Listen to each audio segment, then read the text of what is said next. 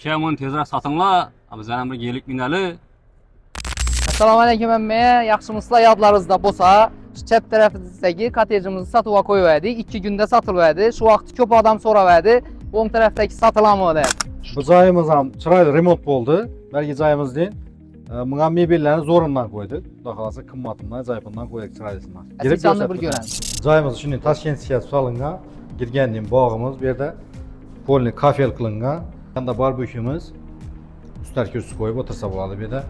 Kuxnemize köçeden hem girip çıkadı onu etip koyupumuz eşik, hem içandan hem girip çıksa buladı. Əsas eşik beğendim. Esas eşik beğendir. İçan göstərmir. İçanını görsün. Videonu axır nəsə görsəyizlər, öyümüzdə pon listlərə göstərib verəm şu videoda.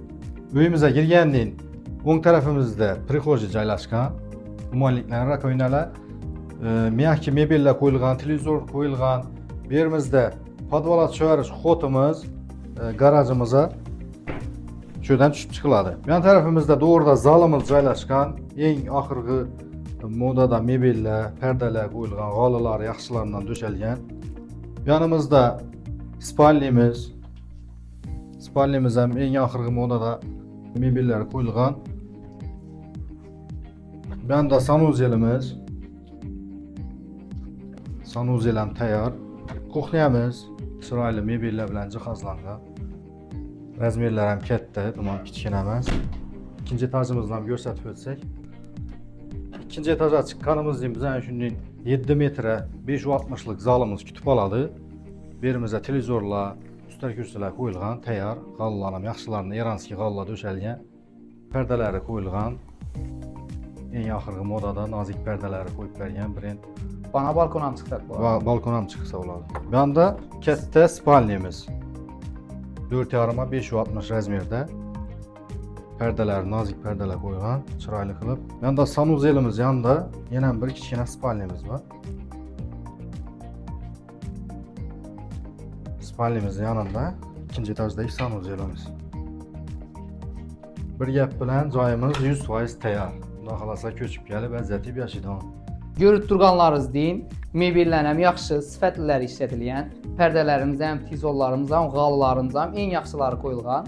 Berə quru giyimlərinizdən kəsəyizlə boldu. 100% yaşaşa təyar cayımız. Garajımızdan keyinki xanamız buladı bir. Berə xalasazda bilyard qoyuşlarınız mümkün. Xalasazda sport zal etsəyizlə buladı. İndividualını özlərinizdə ideyalarınıza qarab ətəvərəsilər. Yan tərəfdəki garajımıza görüb durğanlarınızda 2 maşin bemalal sığdırıb qoyub, bir də TV zona qılıb, PlayStation qılıb, buqalotlarını qoyub otursa boladı bemalal. Bir də zinamızdan öyə girib çıxsa boladı. Zoralar bilan gəlib futbol görədi o yer qarşısında. Ha. Baxadır indi Bernin lokasiyasını düşündür. Bernin lokasiyası Könə Savat yolu, Karavan toyxanadan ötəndən keyin yolun üstündə dönəsən. İndi bunu baxası. Baxasını $115.000 tutmaz, gəlişib verəmiz. O yadında bolsa, yan başdakini $110.000 qoyğanımız nə üçün? Bunu baxası $115.000. Buna qımmat mebel, qımmat texnikalar işlətdik, baxası üçün çıxdılar. Demək, belə qımmat mebellər, qımmat texnikalar işlətilən üçün baxası $115.000. Bəs gələn nömrələrini yazamız, bemalal əlaqə çıxışınız mümkün. Həmməyə rəhmət.